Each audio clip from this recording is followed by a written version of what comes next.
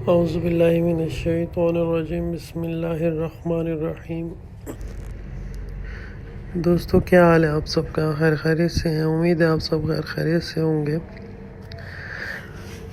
آج آپ کے ساتھ میں اپنی آپ بیتی شیئر کرنے والا ہوں۔ جادو برحق ہے، قرآن پاک میں بھی جادو کا ذکر آیا ہے بار بار۔ جن، جنات، جادو، کالا جادو، سفلی جادو، یہ سب چیزیں برحق ہیں۔ کرنے والا، کروانے والا دونوں جہنمی ہیں۔ دنیا بھی خراب ہو جاتی ہے ان کی، آخرت بھی خراب ہو جاتی ہے۔ یہ اپنی نظر میں تو دوسرے کا بیڑا غرق کر رہے ہوتے ہیں، لیکن ان کو یہ نہیں پتہ ہوتا کہ جو کچھ بھی ہو رہا ہوتا ہے اللہ کی مرضی سے ہو رہا ہوتا ہے۔ اللہ تعالیٰ جو چاہتا ہے وہ ہوتا ہے۔ قرآن پاک میں بھی ذکر ہے کہ جادو تب تک نہیں چلتا جب تک اللہ تعالیٰ کی مرضی نہ ہو۔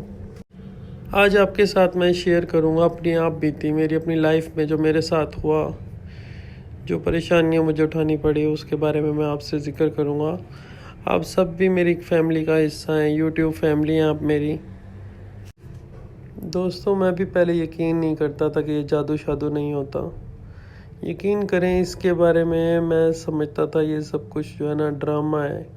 لوگ ایسے ہی کہتے ہیں جادو ہو گیا، یہ ہو گیا، وہ ہو گیا، کچھ نہیں ہو۔ میں سمجھتا تھا کچھ نہیں ہے، یہ سب ایسے ہی ڈرامے بازی ہے۔ آپ یقین کریں جب میرے اوپر خود کے اوپر گزری ہے تو مجھے محسوس ہوا ہے کہ یہ واقعی ہوتا ہے۔ اس میں شروعاتی پرابلمز یہ ہوتی ہیں کہ آپ کے جو کندھے ہیں نا، شولڈرز، یہ بھاری ہو جاتے ہیں، ایسے جیسے کہ اس کے اوپر کسی نے بہت سارا وزن رکھ دیا ہے، اور تھکے تھکے آپ محسوس کرتے ہیں، جسم میں درد رہتا ہے، اور بعض دفعہ ایسا ہوتا ہے محسوس جیسے کہ جسم کی کسی نے اچھی خاصی ڈنڈوں سے پٹائی کی ہے اور آپ کا پورا جسم درد کر رہا ہوتا ہے۔ حالانکہ میں اتنی محنت نہیں کرتا، نہ میں اتنا وزن اٹھاتا ہوں، نہ ہی میرا کوئی مشقت والا کام ہے، لیکن میرے ساتھ یہ پرابلمز ہوتی تھی جیسے میرا جسم ٹوٹ رہا ہو، کسی نے بری طرح سے، جیسے پولیس والے کسی کی ملزم کی چھترول کرتے ہیں نا، ایسی حالت ہوتی تھی میری۔ پھر اکثر ایسا ہوتا تھا کہ ہاتھوں کی جو انگلی ہے نا وہ سن ہو جاتی تھی، بیٹھے بیٹھے سن ہو جاتی تھی، انگوٹھا سن رہتا تھا اکثر۔ اچھا اس میں پتہ ہے کیا ہوتا ہے کہ پتہ نہیں چلتا، ہم یہ سمجھ رہے ہوتے ہیں کہ کوئی بیماری لگ گئی ہے، حالانکہ بیماری شماری کچھ نہیں ہوتی۔ یہ سارا جو ہوتا ہے نا علم ہوتا ہے، کالا علم۔ آپ مذاق سمجھیں گے میری باتوں کو، مذاق نہیں ہے یہ۔ اچھا جب میرا انگوٹھا سن ہو جاتا تھا تو میں سورہ فلق اور سورہ ناس پڑھ لیتا تھا۔ جب میں سورہ فلق اور سورہ ناس پڑھ کر دم کرتا تھا نا تو میرا انگوٹھا بالکل پرفیکٹ ہو جاتا تھا، جیسے کچھ بھی نہیں ہے۔ شروع کے 6-7 سال ایسے ہی مسئلے مسائل میرے ساتھ رہے ہیں، مجھے پتہ نہیں چلا۔ اچھا جو بھی کھانا وغیرہ کھاتا تھا پیٹ فل ہو جاتا تھا، اور جو ہے نا بھوک نہیں لگتی تھی۔ یہ میں آپ کو ساری باتیں اپنی آپ بیتی بتا رہا ہوں، جو میرے ساتھ مسئلے مسائل رہے ہیں۔ میدا سن رہنا، کھٹی ڈکاریں آنا، کھانا ہضم نہ ہونا،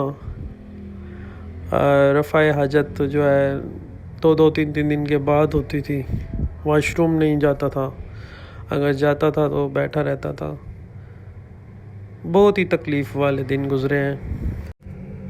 شروعاتی 6 سالوں کے بعد میدے کے اوپر اتنا ٹائٹ قسم کا وار ہوا ہے کہ میدا سن ہو گیا، اور میدے کے اندر جو ہے نا جو بھی کھانا جا رہا ہے وہ ہضم نہیں ہوتا تھا، پخانا صحیح طرح نہیں آتا تھا، تکلیف میں رہتا تھا۔ میری فیوریٹ جو چیز ہے وہ ہے مٹن کڑھائی۔ مٹن کڑھائی کو دیکھتے ہی میرے منہ میں پانی آ جاتا تھا، لیکن سامنے پڑی ہوتی تھی، میری ہمت نہیں ہوتی تھی کہ میں اسے کھا لوں۔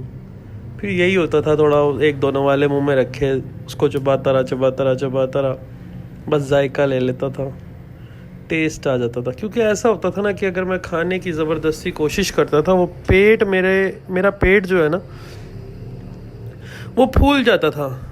وہ موٹا بندہ نہیں ہوتا، جیسے وہ موٹا بندہ نظر آتا ہے جیسے موٹا موٹا نظر آتا تھا، اس میں پھر میری تکلیف بڑھ جاتی تھی. مطلب وہ میں زبردستی اندر ٹھوس تو لیتا تھا لیکن وہ ہضم نہیں ہوتا تھا.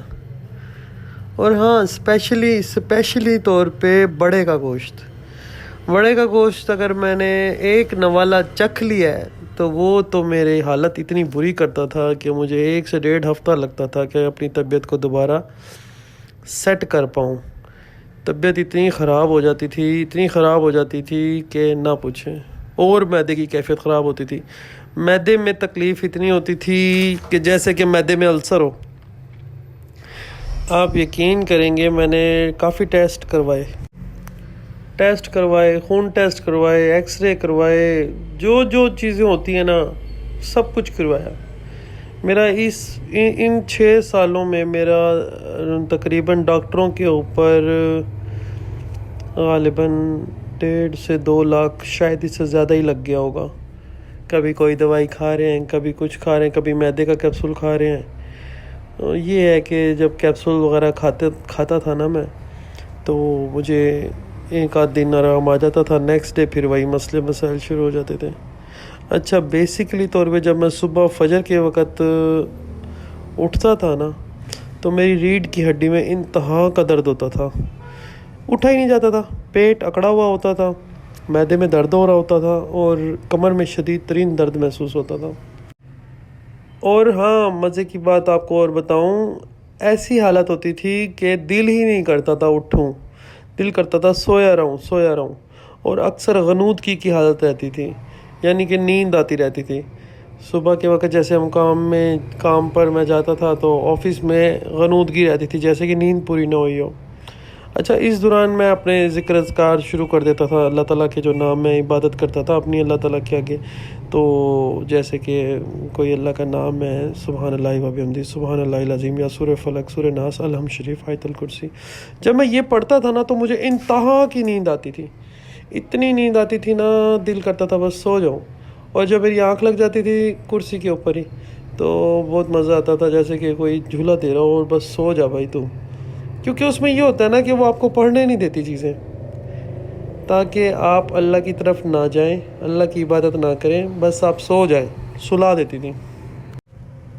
اچھا گھنٹے کے بعد جب آنکھ کھولتی تھی تو محسوس ہوتا تھا یہ کیا ہو گیا بھائی، اچانک آنکھ لگ گئی تھی. نیند اتنی تھی کہ بس جیسے رات کو ہم سوئے نہ ہو. پھر کوئی نہ کوئی کلیگ وغیرہ آ کر اٹھاتا تھا تو پتہ چلتا تھا اوہو 1 گھنٹہ ہو گیا بھائی، سویا ہوا ہوں آفس میں. آنکھیں بھاری رہتی تھیں، طبیعت بوجھل رہتی تھی. دل جو ہے نا، ہاں دل کی کیفیت اتنی گندی ہوتی تھی کہ دل گھبراتا تھا. میں آپ کو کیسے بتاؤں، جیسے آپ کسی اونچی جگہ پہ اونچی بلڈنگ پر جاتے ہیں،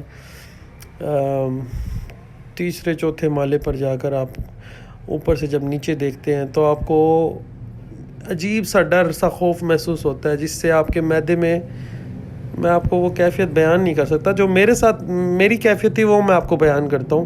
میں آپ کی کنڈیشن اپنی کنڈیشن اس طرح بتا سکتا ہوں کہ جیسے ہم کوئی اونچائی پر جا کر نیچے گہرائی کی طرف دیکھتے ہیں تو ایک خوف سا آتا ہے، وہ خوف اکثر میرے اوپر طاری رہتا تھا. یہ ساری جناتی علامتیں بتا رہا ہوں، آپ پلیز ان چیزوں کو نوٹس کیجیے گا. اگر آپ کے اندر یہ پرابلمز ہیں تو میرے پاس اس کا علاج بھی ہے، میں آپ کو علاج بھی بتاؤں گا روحانی طریقے سے، اسلامی طریقے سے. انشاءاللہ آپ اپنی تکلیفوں سے خود چھٹکارا پا لیں گے. ویڈیو کافی لمبی ہو گئی ہے تو میں اس کا دوسرا حصہ لازمی بناؤں گا، انشاءاللہ آپ دیکھتے رہیے گا. دوسرا ویڈیو کا حصہ انشاءاللہ تعالیٰ کل تک آ جائے گا. السلام علیکم، اللہ حافظ.